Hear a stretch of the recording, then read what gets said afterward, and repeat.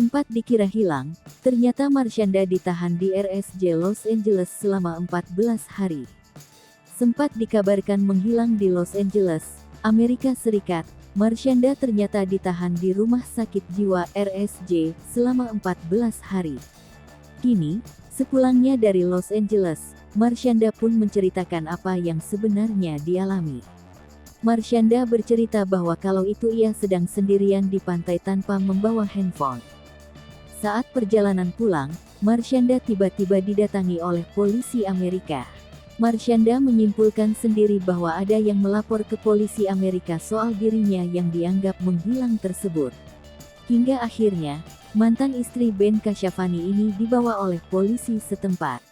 Marshanda yang saat itu ditanya banyak hal oleh polisi Amerika, memberitahukan bahwa ia sedang mengonsumsi obat penenang.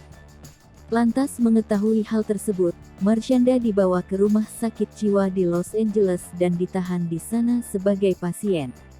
Marshanda yang setelah seminggu sejak masuk rumah sakit jiwa baru bisa mendapat akses untuk memegang handphone. Marshanda muncul untuk pertama kali setelah sempat ramai dikabarkan menghilang di Los Angeles, Amerika Serikat. Kemunculan Marshanda di hadapan publik sekaligus mengabarkan kondisinya terkini. Di kesempatan itu pula Marshanda membantah kabar dirinya hilang di Amerika Serikat. Terkait kondisinya sekarang, ia tegas mengaku baik-baik saja.